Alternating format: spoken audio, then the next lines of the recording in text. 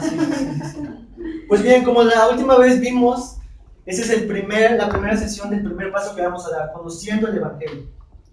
¿Sale? Para los que no estaban a muy fondo en este caso, vamos a estar con unas 6 sesiones para ver qué es el Evangelio, la importancia del Evangelio. Lo segundo, después de este tiempo, es vivir el Evangelio, cómo el Evangelio impacta nuestras vidas, cómo el Evangelio podemos vivir a través del Evangelio en el trabajo, en las relaciones. Bueno, tenemos que perdonar a alguien, cómo el Evangelio nos ayuda a entender que debemos de perdonar, amar, a ser un padre, como la Biblia dice, a ser una esposa, a ser un novio, etcétera, ¿no? Cómo el Evangelio afecta a todo eso. Y para el último, queremos ir a las calles y compartir el Evangelio, ¿no? Entonces es muy importante todo esto que vamos a hacer en este tiempo, ¿va? Hoy nos toca la introducción de conociendo el Evangelio. Para empezar, yo quiero preguntar, y que solamente 2 personas me digan, los que quieran, ¿qué es el Evangelio? ¿Quién quisiera participar? No tienen que decir, o sea, tener la respuesta perfecta, ¿no? Sino decir ustedes qué es el Evangelio. La buena noticia de Jesús, ¿no? Jesús sobre la tierra, el plan de la salvación. La buena noticia de Jesús. Muy bien. ¿Alguien más que quiera decir algo? Tania, en el tiempo que has estado, ¿qué es el Evangelio? El Evangelio es que siento que es como la palabra de Dios, pero el mensaje de Dios. O sea, no es nada más la Biblia, sino como las reglas o mensaje de Dios para el reino y la salvación. Ok. Está muy bien, está muy bien. Precisamente eso es lo que vamos a tratar de hacer, entender un poco más de qué es el Evangelio, ¿no? Ok, si hacemos esta misma pregunta a diferentes tipos de personas, vamos a recibir infinidad de respuestas. Incluso si se lo hacemos a cristianos en nuestras propias iglesias, vamos a recibir preguntas también diferentes. De hecho, en nuestros días, hoy mucha gente se llama cristiana. Mucha gente cree en Cristo Jesús. De hecho, yo le pregunté a un testigo que sí cree en Jesús y él decía que sí. Mucha gente se identifica como cristiana. Y desde los púlpitos, desde lugares como este, grupos pequeños en las calles, se proclama un evangelio. ¿Han escuchado alguna vez en las calles alguien que empieza a predicar el evangelio? Bueno, o en nuestras propias iglesias. Cosas como estas se han dicho: Dios tiene un propósito bueno para tu vida. Dios tiene algo especial para tu vida. Dios quiere hacerte feliz. Ven a Cristo Jesús. Ven a Jesús, Él restaurará tu matrimonio. Si tu economía está en quiebra, ven a Cristo. Tu negocio está mal, ven a Cristo. ¿Estás enfermo? ¿Esperas una solución? Ven a Cristo. Pararás de sufrir, pararás de ser pobre. Y eso es lo que empiezan a predicar en las iglesias. Es lo que empezamos muchas veces a nosotros también transmitir. Oye, es que estás enfermo, oye, es que necesitas a Cristo Jesús. Pero ese es el Evangelio. De eso se trata el Evangelio. El Evangelio está centrado solamente en la necesidad del hombre. Es como si Dios fuera un genio de la lámpara maravillosa y yo como persona, si lo froto de tal manera, Él va a responderme y me va a dar 3 deseos. Me acerco a ti, Señor Jesús, porque tengo esta necesidad. Y empezamos a frotar la lámpara maravillosa. Aunque tienes 3 deseos, porque oraste correctamente, porque dijiste las palabras apropiadas, porque dijiste alakazam, porque dijiste algo, porque hiciste una obra, y por eso tienes el privilegio de que yo te complazca tu necesidad. Eso es el Evangelio, hermanos. Se presenta a Dios como que está obligado a amarnos, como que está obligado a respondernos, como que Él es nuestro sirviente celestial. Pero eso no es el Evangelio. De hecho, hace unos días, un amigo me compartía un testimonio. ¿Conocen a Luis Miguel? Cantante, Luis Miguel, bueno, lo han escuchado. Él tenía 2 integrantes en su banda que se llaman Heriberto Hermosillo y Héctor Hermosillo. Ellos se convirtieron al cristianismo. Y en su primer amor de querer compartir el Evangelio de Luis Miguel, fueron con él y le dijeron: oye, brother, mira, lo que tú necesitas es a Jesús. Y Luis Miguel dijo: ¿yo a Jesús? Yo sí quiero un coche y lo compro. Yo no estoy enfermo. Yo sí quiero una mujer, la consigo. Yo tengo todo a mi alcance. Yo no necesito a Jesús. Entonces, el evangelio que ellos compartieron quedó infructuoso, porque no es un evangelio para todos, porque de eso no se trata el evangelio. El evangelio no viene a resolver tus necesidades, sino el Evangelio va algo más profundo que eso. También este amigo me preguntaba, oye, ¿qué es el Evangelio? Yo le dije, brother, lo primero que le dije fue, esta es la pregunta de preguntas. Esa es la mejor pregunta que tú pudieses haber hecho. Y le empecé a hablar acerca de lo que es el Evangelio, ¿no? ¿Por qué es tan importante entonces la respuesta correcta a esta pregunta? ¿Qué tanta relevancia tiene el conocer verdaderamente qué es el Evangelio? No solamente para transmitirlo correctamente, sino porque es importante decirlo correctamente. Hace un tiempo cuando salíamos a predicar con el pastor Alexis, algunos de ustedes lo conocen, yo le hacía dos preguntas a las personas que estaban en el Parque Juárez. La primera pregunta que le hacía era, oye, ¿qué es lo más importante para ti en tu vida? Entonces la persona decía, no, pues que estés saludable, no, pues que alcance mis éxitos, no, pues que tenga novia, no, pues que me case, que tenga hijos, que pueda alcanzar mis éxitos. Ok. Y la segunda pregunta que le hacía era, ¿y qué es lo más importante para ti dentro de 100 años? Entonces la persona decía, no, pues no sé para empezar si vaya a vivir. Y sin embargo, esa pregunta nos lleva a algo más trascendente que lo temporal. Y entonces le hacía pensar a la persona, pues qué va a pasar después de la muerte. Porque aquí solamente es una fracción de tiempo de lo que tú y yo vivimos comparado con lo que es la eternidad. Así que el Evangelio es la respuesta trascendente a esa pregunta. ¿Qué es lo que sucede después de? Para nosotros poder vivir el presente a la luz de ese Evangelio, con una esperanza en lo trascendente. El Evangelio entonces responde a 4 preguntas importantes, que les vamos a poner aquí. Aquí es Evangelio. Responde quién es Dios. Responde por qué estamos en una situación tan desastrosa. ¿Qué pasa con nosotros?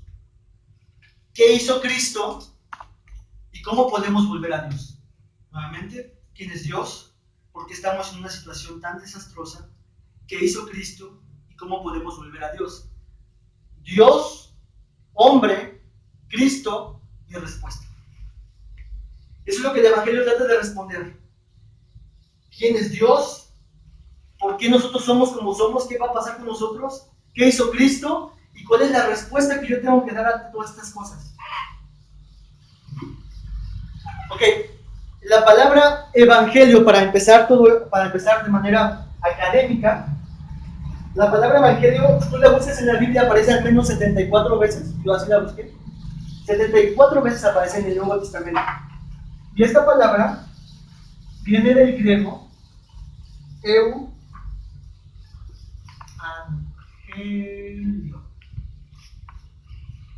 Evangelio. Ese es el en griego. ¿Qué significa evangelion? Perdón, es evangelio, con N. ¿Qué significa evangelio? Bueno, la primera parte significa bueno. Bueno.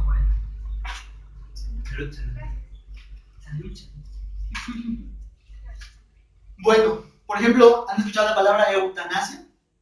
Eutanasia tiene la misma parte, eu, que significa buena muerte. También eufemismo es lo que suena bien, tiene la primera partícula eu. Y eulalia, que significa el que habla bien. Entonces, este significa bueno o bien. Y angelion, que es de donde sacamos también nuestra palabra ángel, significa noticia o mensaje.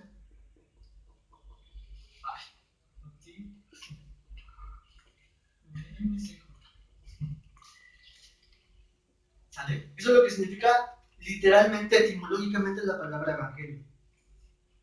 Pero nosotros vamos a definir aún más qué es el evangelio.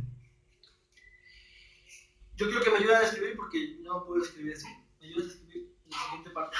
La definición, una definición condensada de lo que es el evangelio. Vamos a escribir. El evangelio es el gozoso mensaje de Dios que nos lleva a salvación. En toda esta parte. El evangelio es el gozoso mensaje de Dios que nos lleva a salvación. El gozoso mensaje de Dios que nos lleva a salvación. Sí, Brisita, gozoso, como en las noches que me pasas. Gozoso mensaje de Dios que nos lleva a la salvación. Ajá. Lo que decía la hermana Constantina es el mensaje de Dios. pero ese mensaje fue gozoso. Vamos a ir descubriendo poco a poco esto, porque la pregunta entonces es, ¿cómo soy salvo? ¿Cómo es que yo alcanzo la salvación? Y eso es lo que vamos a ver en las siguientes sesiones. Tiene que ver con Dios, el nombre, Cristo y la respuesta. Pero eso de manera condensada, es el mensaje gozoso de Dios que nos lleva a la salvación. Es una buena noticia, es alegre. Esa noticia de Dios la trae al mundo. Eso es lo que significa el Evangelio. ¿Sale? Ahora, vamos a preguntarnos, ¿dónde yo puedo conocer el Evangelio? Esa es la primera parte que vamos aquí. La Biblia. La Biblia es la autoridad que tenemos todos, la máxima. Es la única que nos dice la buena noticia de Dios. Es aquella que a través de forma progresiva, a través de pasos desde Génesis hasta Apocalipsis, a través de ilustraciones, analogías, tipologías, profecías, nos va anunciando poco a poco qué es el Evangelio, nos va anunciando poco a poco cuál es la buena noticia de Dios, desde Génesis hasta Apocalipsis. Todo está centrado en mostrarnos a nosotros la buena noticia de Dios. Así que desde la caída de Adán se empieza a anunciar la buena noticia de Dios. Vamos a verlo. Génesis capítulo 3, 15.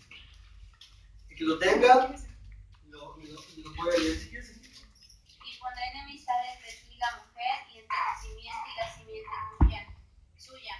Esta te herirá en la cabeza y tú le herirás en el calcañar. Dios, antes de maldecir al hombre, porque tenía que maldecirlo porque Él es justo y Él es santo, antes de maldecir al hombre y a la mujer, lo primero que hace es una sentencia hacia la serpiente y le dice, y pondré enemistad entre ti y la mujer, entre tu simiente y la simiente suya, y esta te herirá en la cabeza y tú le herirás en el calcañar. Dios estaba anunciando de manera, como una semilla, lo que iba a ser en un futuro. Ustedes han caído de mi gracia, ustedes serán quitados de Edén, pero en un tiempo, uno de su simiente va a pisar a la serpiente en su cabeza, y ustedes van a poder venir a mí nuevamente. Desde Génesis, y vamos a ver en Apocalipsis 22, 1 al 5. Es el último capítulo de Génesis. Apocalipsis 22, 1 al 5.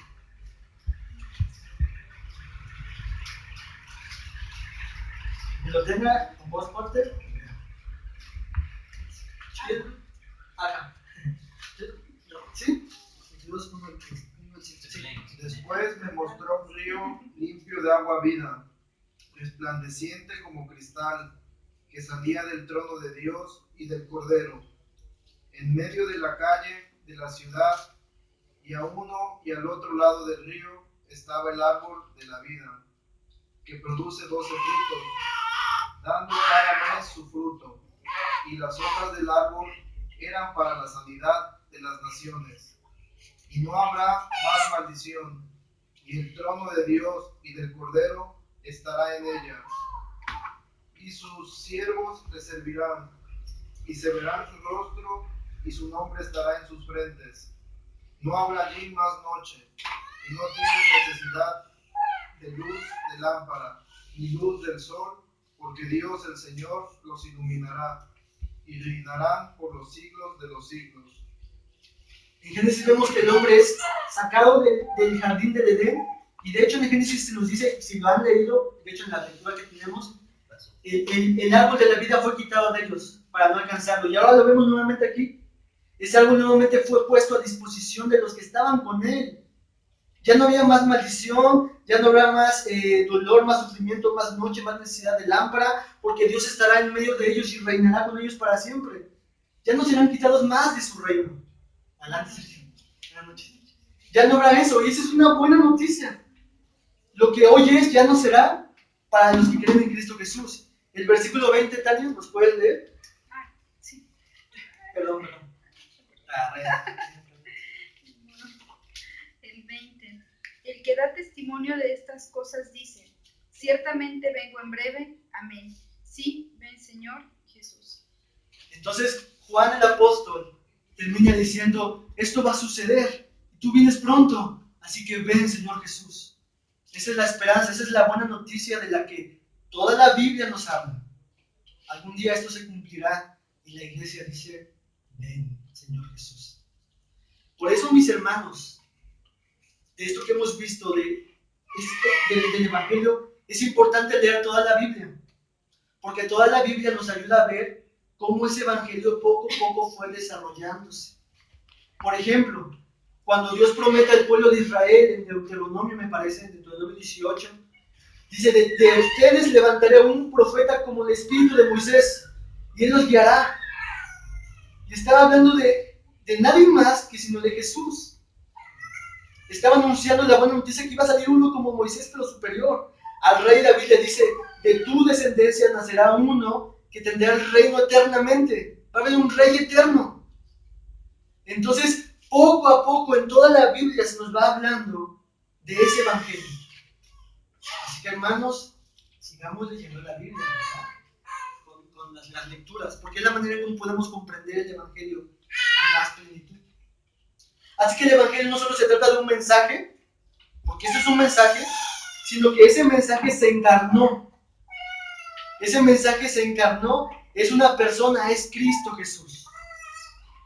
Génesis 3:15 habla de Cristo Jesús, Apocalipsis 22 habla de Cristo Jesús reinando. Moisés, el que se iba a levantar como Moisés, habla de Jesucristo. El David que iba a reinar eternamente habla de Jesucristo. Así que la pregunta es, ¿conoces a Cristo Jesús? El Evangelio se trata de Cristo. El Evangelio es Cristo mismo. ¿Conocemos a Jesús? ¿Conocemos a Cristo? Si tú dices que sí, yo te preguntaría, ¿cuánto lees de la Biblia? Porque esa es la evidencia de que queremos conocer más a Cristo Jesús. Hoy en día hay un ferviente aumento de ateos. No sé si lo has visto, muchísimos ateos. Pero eso no es lo grave, sino lo que decía al principio. Hay mucha gente que se considera cristiana solamente porque repitió una oración, solamente porque se bautizó desde chiquito, solamente porque está en una iglesia, solamente porque hizo algo y por eso se considera cristiano.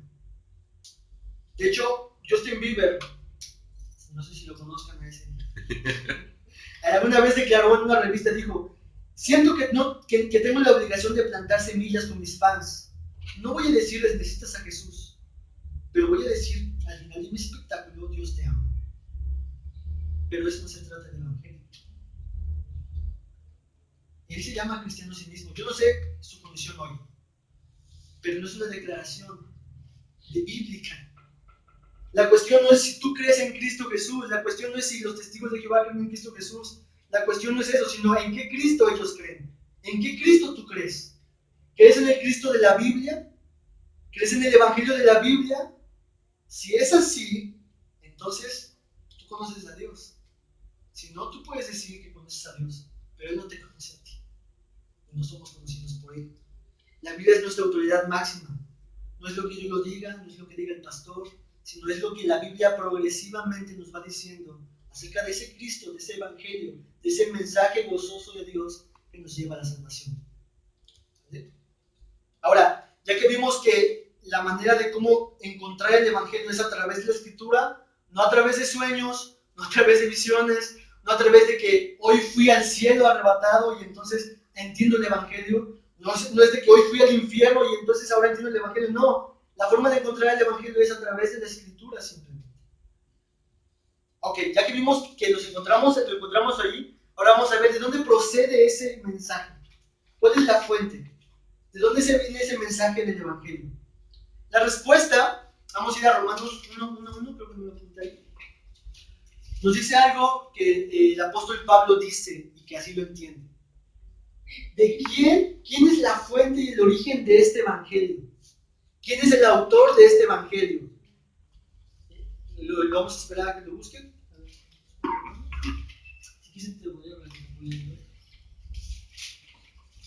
Romanos 1:1. Ajá, Tania. Pablo, siervo de Jesucristo, llamado a ser apóstol, apartado para el Evangelio de Dios. ¿Quién es el autor, la fuente, el origen del Evangelio? El texto nos dice.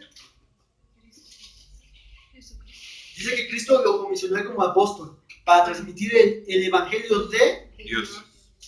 ¿El Evangelio de quién es? Dios. De Dios. Dios es su autor, Dios es la fuente, Dios es el origen. Si tú estás aquí, si tú has sido convencido por el Evangelio, fue Dios mismo quien te evangelizó. Fue Dios mismo quien te proclamó su Evangelio, porque es su Evangelio. Obviamente usó a personas, usó la Escritura para poderte llevar a Él, pero es Dios mismo quien proclama su Evangelio. Y de forma progresiva, como le hemos dicho, en aumento. Él lo empieza a hacer desde Génesis hasta Apocalipsis, hasta el cumplimiento más elevado de ese Evangelio, el nacimiento de Cristo Jesús. ¿Cuándo ese Evangelio se hizo carne? Cuando Cristo Jesús nació. Cuando Dios verdaderamente cumplió todas las profecías del Antiguo Testamento, cuando Cristo nació.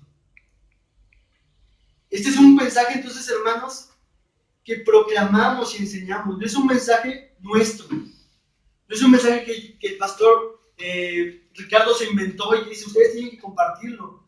No es un mensaje que de repente se nos ocurrió, sino es un mensaje que es de Dios y por lo tanto no tenemos que diluirlo, no tenemos que cambiarlo, no tenemos que hacer concesiones, tenemos que verlo tal como es, porque es su evangelio, es su mensaje, es su palabra.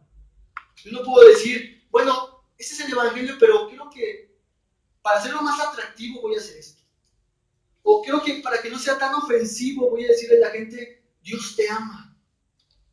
Entonces la gente va a decir, Dios me ama, qué bueno que Dios me ama. Pero eso no es parte del evangelio y lo vamos a ver en estas partes que vemos aquí. No es el todo del evangelio. Por supuesto que Dios nos ama. Y la forma en como Dios nos amó es que castigó a su propio hijo. No es que nos ame de manera Hollywood, como romántica, de me envía flores Dios y cada vez que me levanto y veo la mañana y el arco iris, wow, siento que Dios me ama. No. Si tú quieres ver el amor de Dios, tienes que ver hacia 2000 años atrás y ver cómo crucificó a su propio hijo, cómo molió a su propio hijo. Así que no debemos hacerlo más atractivo ni relevante. No nos pertenece este evangelio. Solamente debemos escucharlo, comprenderlo, meditarlo y anunciarlo. Porque la fuente es de Dios, no es mía. ¿Alguna observación, alguna pregunta que quieran hacer? ¿Me vamos? Perfecto. Entonces hemos visto de dónde lo buscamos en la Biblia. Ese mensaje viene de parte de Dios. Y ahora vamos a ver la manifestación de ese evangelio. ¿Cuándo tiene ese cumplimiento más glorioso? Y lo hemos dicho cuando nació Jesucristo. Vamos a verlo en Mateo 1, 18 al 23. ¿Lo buscan? Sí, lo buscan. ¿Sergio lo tienes? Ya. A ver, ¿lo tienen todos para que vayamos? Okay. Del 18, Sergio, al 23. El nacimiento de Jesucristo fue así. Estando desposada María, su madre, con José, antes que se juntasen, se halló que había concebido del Espíritu Santo. José, su marido, como era justo y no quería infamarla, quiso dejarla secretamente. Y pensó él en esto. He aquí un ángel del Señor le apareció en sueños y le dijo: José, hijo de David, no temas recibir a María tu mujer, porque lo que en ella es engendrado del Espíritu Santo es. Ok, hay una palabra ahí que dice Emmanuel, que significa Dios con nosotros. Eso es increíble, hermanos. Si nos ponemos a meditar, o sea, el Dios de la creación, poderoso, el que con su simple voz fueron creadas todas las cosas, invencible, alejado del pecado, santo, santo, santo, todo justo, todo bondadoso, todo misericordioso, poderoso, tan poderoso que si él quisiera nos pudiera exterminar a todos. Ese Dios se hizo hombre. Y dice Emmanuel, está con nosotros, Cristo Jesús. ¿Y por quién fue anunciado ese mensaje? Por un ángel. Dios envió a un ángel para decirle a José: José, el niño que espera es el Emmanuel. ¿Y por qué Dios hizo todo esto? ¿Por qué Dios sufrió también los padecimientos en su cuerpo como nosotros? El hambre, la sed, el cansancio. Él obviamente durmió. Todo eso padeció, y él siendo Dios, verdaderamente Dios y verdaderamente hombre. ¿Por qué lo hizo? En el versículo, no me acuerdo qué versículo ahí, dice por qué lo hizo. Donde dice, él salvará, ya lo digo. Él salvará a su pueblo de sus pecados. ¿Por qué lo hizo? Porque su noticia desde Génesis 3 y en toda la Biblia, siendo él el mejor rey David, siendo él el mejor Moisés, siendo él el mejor Jonás, siendo el mejor Job, que ya hemos leído Job, él verdaderamente sufrió más que lo que hemos leído en Job. Él vino para salvar a su pueblo de sus pecados. Esa es la buena noticia. Vamos a ver otra forma en cómo también se compartió esa buena noticia en Lucas 2:8 al 15. Y si nos hace el favor de leerlo. Lucas 2:8 al 15.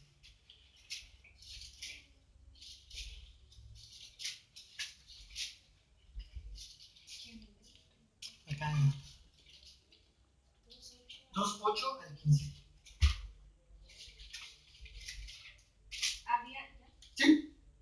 Había pastores en la misma región que velaban y guardaban las vigilias de la noche sobre su rebaño.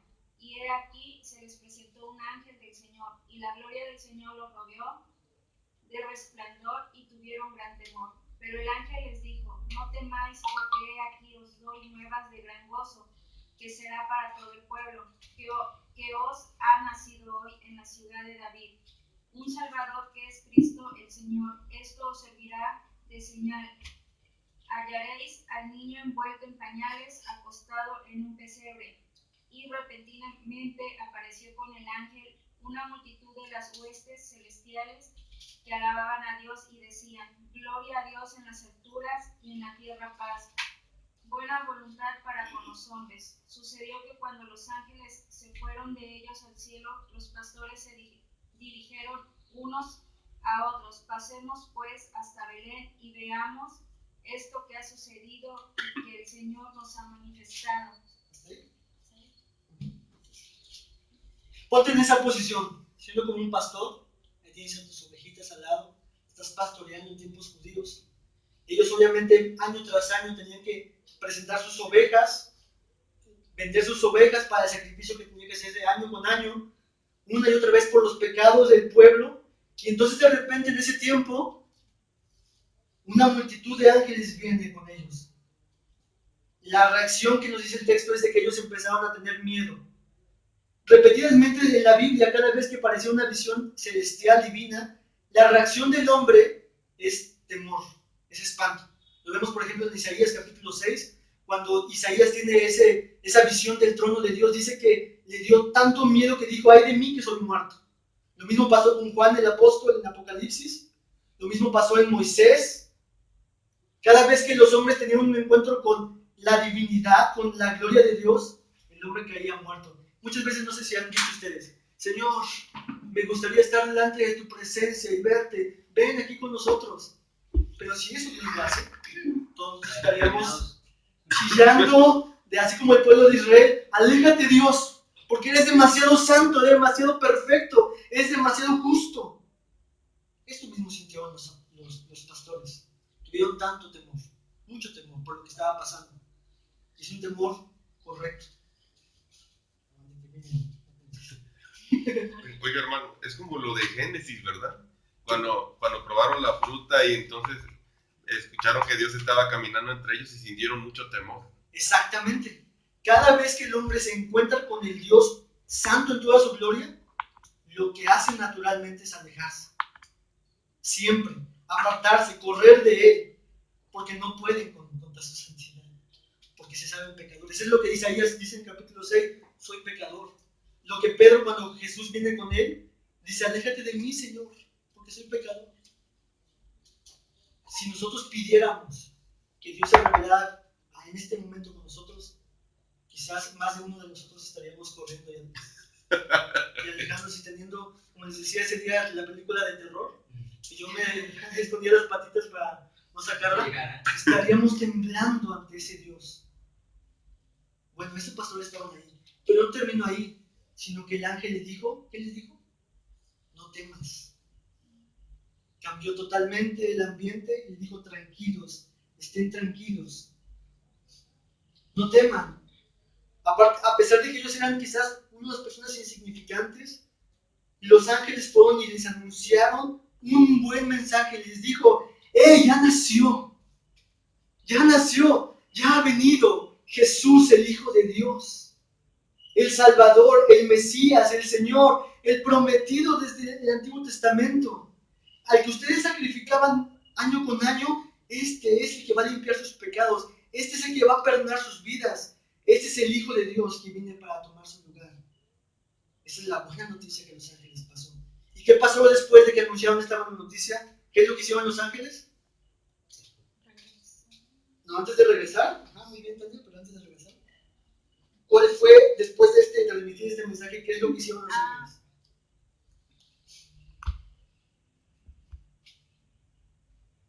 Pues les dijo, como que les dio señales o les describió cómo iba a estar, ¿no? Ajá. Cómo iba a estar, que lo iban a encontrar envuelto en pañales, acostado en un pesebre. Ok, el 13. Apareció una multitud de huestes celestiales que alababan a Dios, dando gloria. Encontramos un cántico del cielo. Ante la buena noticia de los ángeles transmitiendo a los hombres, lo que hizo en los ángeles fue cantarle a Dios. Una expresión de las personas que han nacido de nuevo, que han entendido el Evangelio, las buenas noticias, es que adoran a Dios, que cantan al Señor, que presentan sus vidas como sacrificio vivo, porque entienden la buena noticia. Entonces, como una respuesta a eso, cantan, le adoran, oran a Dios, leen su palabra, viven en adoración. Eso es lo que Juan en capítulo 4 dice: Dios busca tales adoradores en espíritu y en verdad. Aquellos que han entendido el Evangelio, que han nacido de nuevo y que por lo tanto adoran a Dios. No con canto solamente, sino con una vida entera. Y eso es lo que hicieron los ángeles. Esta fue la respuesta. La verdadera teología, el verdadero Evangelio nos lleva a adorar a ese Dios santo, amoroso, misericordioso, justo, por todo lo que Él es. Dicho sea de paso, esto que dice aquí, TM, es texto a memorizar. Este es nuestro primer texto a memorizar. Ese es nuestro primer texto a memorizar, porque yo quiero que entendamos esa parte, ese momento majestuoso, ese canto de los ángeles. Lucas 2, 10 al 11, cuando él dice: os ha nacido hoy en la ciudad de David. De hecho, aquí en mi Biblia yo puse que el versículo 11 es el Evangelio condensado. Porque, a ver, préstame un minuto. El versículo 11 dice: os ha nacido hoy, significa que ya vino Dios, Emmanuel. También dice: en la ciudad de David, un descendiente de David. Se han cumplido las profecías de Dios, porque así estaba profetizado. Dios ha sido fiel a su palabra y ha mandado a Jesús en la ciudad de David, un Salvador. Jesús es el Salvador del mundo. Él viene a perdonarnos sus pecados, a ser el mediador por nosotros, que es Cristo. Cristo significa el Mesías, el prometido del Antiguo Testamento. Él vino a ser cumplido y Él es el Señor. Entonces todo eso es el mensaje del Evangelio. Así que nuestro texto a memorizar en toda esta semana es Lucas 2, 10 al 11. Amén. Se lo aprenda primero y luego. ¿Cómo? Ah, eso también, ¿eh? Esa le va a enseñar a su mami. ¿Verdad, Brisita? ¿Tiene verdad? Perfecto. Entonces, ¿de dónde tenemos el Evangelio? De la Biblia. La fuente es Dios mismo. La manifestación más gloriosa es como si yo puse ese dibujito. Es como si ya han visto, obviamente no hemos visto montañas, solamente las he dibujado. Pero poco a poco el sol empieza a salir. Y no es que el sol empiece a salir, el sol siempre ha estado. La tierra es la que está rotando. Ajá. Entonces Dios siempre ha estado ahí, pero conforme fue avanzando la Biblia, poco a poco empezamos a ver más y más su luz, más y más su luz, hasta que el día fue claro. ¿Cuándo fue ese día claro? Cristo Jesús nació. Ajá. Dios siempre ha estado ahí, pero nosotros empezamos a avanzar más y más y más y más, hasta que fue tan claro que Cristo Jesús fue el que nació. ¿Vale? Ahora, el carácter del Evangelio, los distintivos del Evangelio. No voy a poner todos, solamente voy a mencionar algunos. ¿Qué es lo que se puede decir acerca del Evangelio? Su personalidad, el Evangelio, ese mensaje. 1 Timoteo 1:11. Vamos a leerlo. Eso nos dice que una característica del Evangelio, y a ver si lo pueden identificar. Cuando lo tengo todos dicen, ya. ¿Sí? 1 Timoteo 1:11. Por allá, Nel, si lo tienes. Es que estoy. Sí. ¿Priscila, tú lo tienes? ¿Quién lo tiene? Salud. A ver, otra vez. Según el glorioso evangelio del Dios bendito, que a mí me ha sido encomendado. ¿Cómo es el Evangelio? Glorioso. Glorioso. ¿Qué significa glorioso, Sergio? Pues glorioso es como, yo creo, ¿no? Glorioso es como maravilloso, fantástico, inigualable. Exactamente. Eso es glorioso, es digno de alabanza, es majestuoso, es maravilloso. Y Pablo dice, escribiendo a Timoteo, el glorioso evangelio del Dios vivo, creo que dice. Bueno, algo así. El glorioso evangelio del Dios bendito. ¿Por qué es glorioso? Porque es digno de alabanza. Para Pablo era muy glorioso. ¿Por qué para Pablo era muy glorioso? Versículo 13. Vamos a ver qué es lo que dice el versículo 13. A ver, ¿quién lo ha leído? ¿Anel? ¿Pero qué, Romanos? No, 1 Timoteo 1:13. Yo lo leo porque tengo que habiendo yo sido antes blasfemo, perseguidor e injuriador, mas he recibido misericordia porque lo hice por ignorancia e incredulidad. ¿Por qué es glorioso el Evangelio para Pablo? Porque era maravilloso, porque era digno de alabanza, porque él dice, habiendo yo sido así, tan pecador, tan miserable, blasfemo, perseguidor de la iglesia, tan religioso que confiaba en mí mismo, que era autodependiente, autosuficiente, que no necesitaba de someterme a Dios, yo pensaba que estaba bien. Y si yo hubiera permanecido así y no hubiera intervenido Dios, porque recordemos que es Dios quien nos anuncia el Evangelio, yo hubiera seguido en mi camino de perdición a la condenación. Hagan de cuenta que estamos todos en una fila, formaditos perfectamente, con nuestro boleto en mano al infierno, todos, de manera voluntaria. Todos tenemos nuestro boletito y estamos formados unos con otros, y el que sigue al infierno, el que sigue al infierno. Y de repente Jesús llega con su evangelio y dice, Sergio, mírame a mí. Y Sergio no voltea. Y Sergio continúa, pero de repente le dice a Arnulfo, mírame a mí. Yo soy tu Salvador, soy Cristo Jesús. Vas a la condenación, tú eres pecador. Y entonces Arnulfo empieza a ver a Cristo Jesús, le da miedo, le da pavor de quién es Él. Él no entiende hacia dónde va, pero él no entiende enfrente de quién está y por qué va hacia allá. Entonces es Dios quien lo convence, quien lo atrae, y entonces Arnulfo queda rendido a los pies de Cristo y dice, perdóname, ayúdame, sácame de esta fila, límpiame, líbrame, hazlo tú, yo no puedo hacerlo. Y entonces Arnulfo sale a vida eterna. Por eso es que Pablo dice que era glorioso, era digno de alabanza, porque fue Dios quien nos buscó. Ponte a acuérdate de esos días, en tu vida pasada, o en tu vida actual. ¿Cómo está tu vida? Bueno, este es el glorioso Evangelio de Cristo, que somete nuestra voluntad. Nosotros no queremos mirar a Dios, a Cristo. Hay una cita que acaban de publicar ahorita, Ligonier. Dice que no solamente el pecado nos alejó de Dios, sino que nos impidió ver su hermosura, ver lo hermoso y glorioso que Él es. No solamente estamos distanciados de Dios, sino que no vemos, no percibimos la gloria de Cristo Jesús. Pero cuando Cristo se nos revela a través de su palabra, Él es glorioso. ¿Amén? Otro carácter del Evangelio. Romanos, ¿sí? ¿Sí? Romanos 1:16. Dice, pues no me avergüenzo de la buena noticia acerca de Cristo, porque es poder de Dios en acción para salvar a todos los que creen, a los judíos primero y también a los gentiles. ¿Cómo es el Evangelio, Andrés? Poderoso. ¿Es glorioso el Evangelio? Aparte, Pablo dice que es poderoso. Por ahí puedes subrayar la palabra poderoso y ponerlo ahí en Biblia. Dice, poderoso viene de la palabra dunamis, que significa dinamita. Y es esa misma idea. El Evangelio es dinamita de Dios, es tan poderoso que al momento que está en contacto contigo, como una dinamita, explotas, estallas y quedas destrozado en 1000 pedazos, quebrantado, humillado, rendido a Dios, destrozado, desbaratado. Todos los conceptos que tenías de Dios son quitados, toda tu autosuficiencia es quitada, eres quebrantado como una vasija de barro. No soy nada ante Dios. Pero ese mismo poder que nos humilla y nos quebranta, ese mismo poder, ese que nos hace renacer en nuevas criaturas. Por eso, hermanos, es que no debemos de cambiar el Evangelio.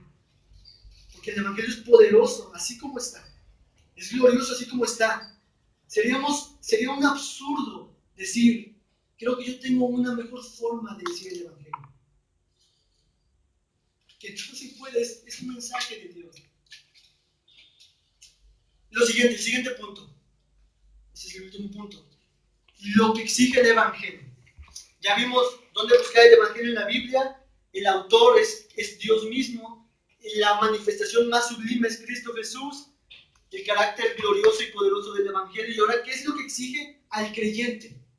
No vamos a hablar ahorita al incrédulo, sino al creyente. Está aquí abreviado. A ver si me ayudan a escribirlo. El primer punto es proclamar. ¿Qué exige el Evangelio del creyente? Que éste lo proclame.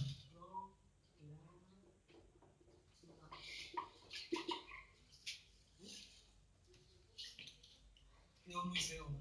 No. Es que el espacio es pequeño, yo creo. Sí. Lo que exige Dios al creyente hacia el Evangelio, hacia ti y hacia mí, con respecto al Evangelio, es que lo proclamemos. Lucas 24:47. Lo buscan y si lo leo a ustedes. ¿Me dicen cuando ¿ya lo tienen? Lo leo para ustedes, ¿va? Lucas 24:47. Cuando ya lo tengan, me dicen ya.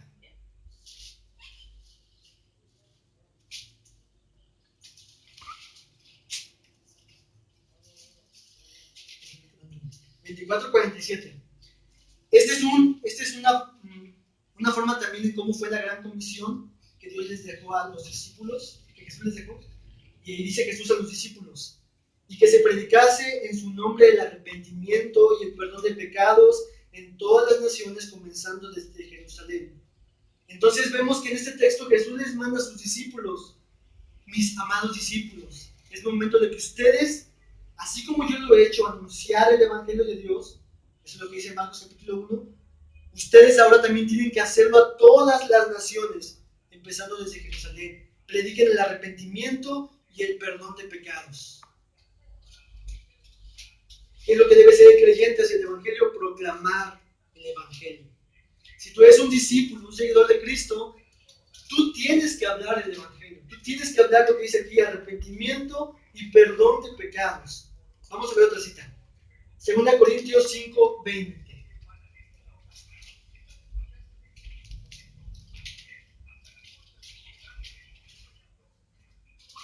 ¿Usted leerlo? Adelante. Así que somos embajadores de Cristo, Dios hace su llamado por medio de nosotros. Hablamos en nombre de Cristo cuando les rogamos, vuelvan a Dios. Ok, sí. ¿Es la versión que te veo? Pues, sí, ¿va? Hablamos en nombre de Cristo. Somos proclamadores de Dios, de Cristo. Somos sus embajadores. Dios nos ha puesto como embajadores. ¿Tú eres un discípulo de Cristo? Tú eres un embajador. ¿De qué eres embajador? Del mensaje de su reino. Dios ruega por medio de ti, por medio de mí, a los hombres, ¿a qué? A que se reconcilien con Dios, a que se arrepientan y que a través de Cristo Jesús hay perdón de pecados. Y ahí la Biblia dice que es como si Dios mismo lo hiciera. Por eso es que les decía que el autor es Dios y es Dios mismo predicando su evangelio. A través de ti y de mí, Dios mismo sigue anunciando su evangelio. El último texto para esta parte, Romanos 10, 14 al 17.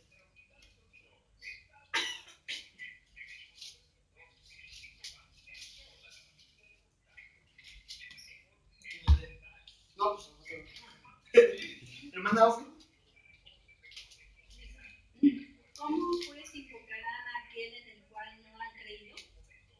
creerán en aquel de quien no han oído? ¿Y cómo irán sin haber quien les predique? ¿Cómo predicarán si no fueren enviados? Como está escrito,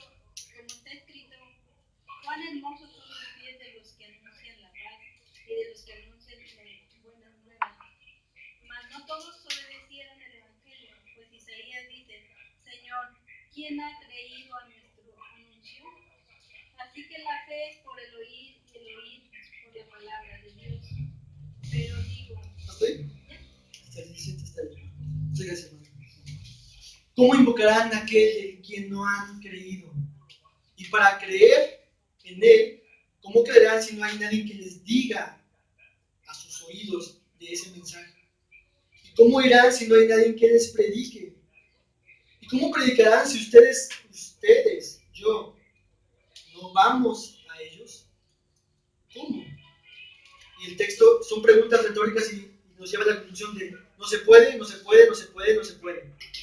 Si ustedes no predican el Evangelio, la gente no puede invocar a Cristo, creer en Él. Tenemos que predicar el Evangelio. Tenemos que hablar del Evangelio. Así que tenemos esta tarea, hermanos, este privilegio y la urgencia de proclamar la buena noticia de Dios.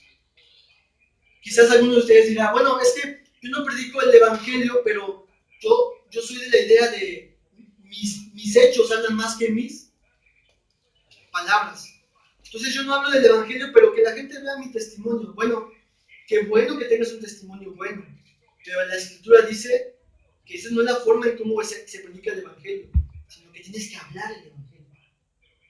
No es que digamos, bueno, que la gente vea lo bueno que me comporto, la gente vea mi buen testimonio. No, qué bueno que lo haces, y hazlo, la Biblia dice que tienes que hacerlo. Pero la forma en cómo la gente va a conocer de Cristo es de que tú les hables, que tú les digas que están en pecado, que tú les digas que es Dios quien los va a juzgar, que tú les digas que si no se arrepienten irán a la condenación, que tú les digas que el amor de Cristo se muestra en esto, que Él fue nuestro sustituto, que si creen en Él tendrán vida eterna de manera gratuita. Tú necesitas decirle eso, no solamente que vean tu vida, necesitas hablarles del Evangelio.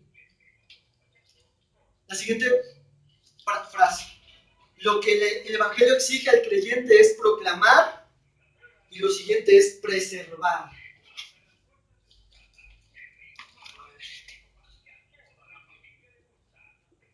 ¿Qué? ¿Es con qué, güey? Es que se me olvidó con qué, güey. ¿Qué dice? Bueno, pues ya lo corregimos. Preservar. Nos exige el Evangelio proclamarlo tal cual está, pero también preservarlo. ¿Qué significa preservar? ¿Qué te suena a preservar?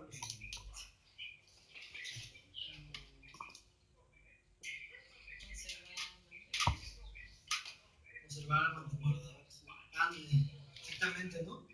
Ahorita Brista está preservada en ese lugar, está guardada, está confinada en ese lugar, en ese espacio. Entonces, lo que exige el Evangelio al creyente es preservar el Evangelio, preservar, guardarlo, mantenerlo puro, mantenerlo como se nos han transmitido, mantenerlo como está en la Escritura, así debemos de guardarlo, conservarlo y proclamarlo. Gálatas 1, 8 al 9, y es uno de los textos que para mí es muy duro, pero eso es la Biblia. Gálatas 1, 8 al 9. A ver, hermana Ofe, hermana Costa. Si lo tienen, esperamos.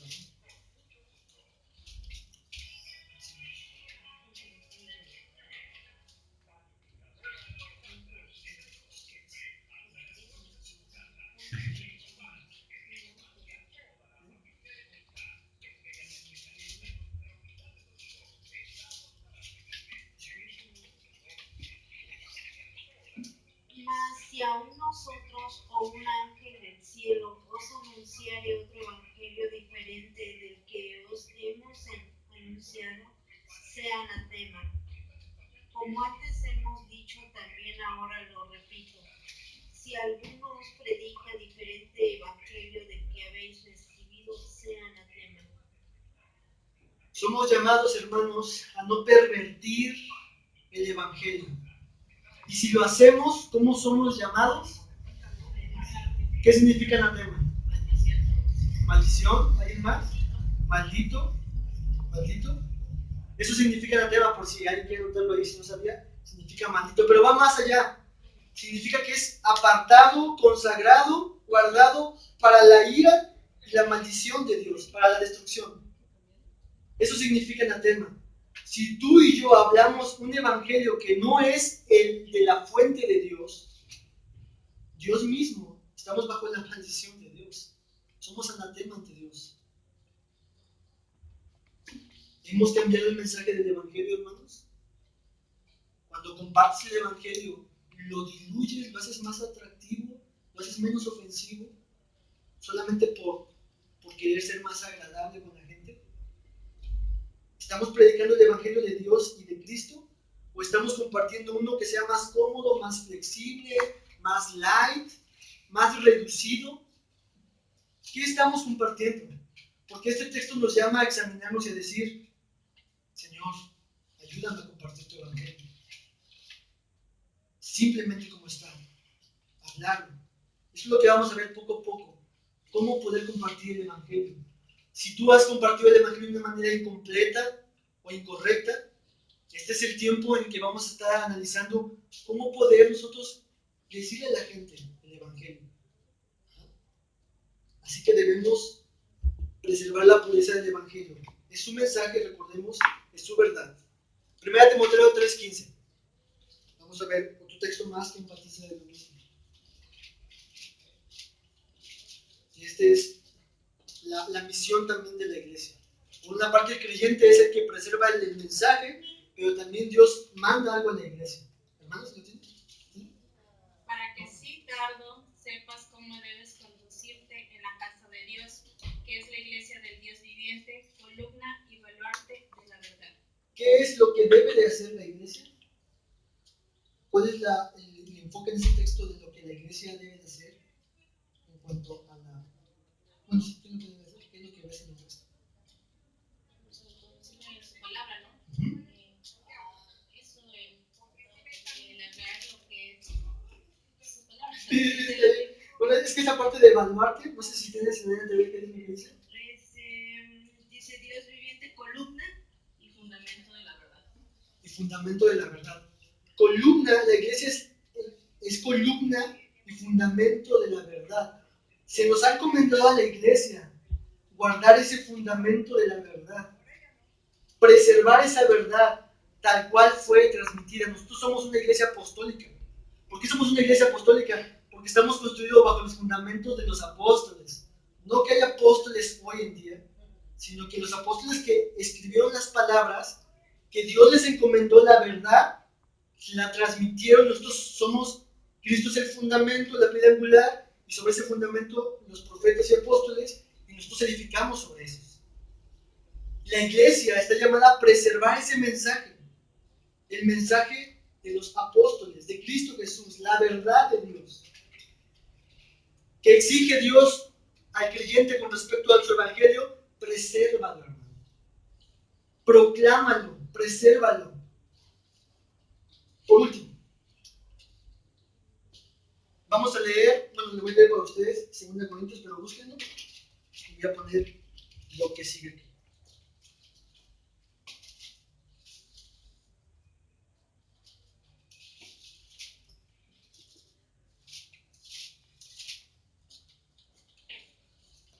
Ok, Israel, me has dicho que debemos de proclamar el evangelio, perfecto. Hay que preservarlo bien. Pero el último punto que nos exige el evangelio es sufrir por el evangelio.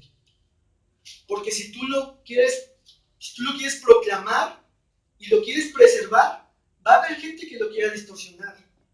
Y esa gente te va a perseguir, te va a hacer sufrir para que tú desistas de preservar, de proclamar esa verdad.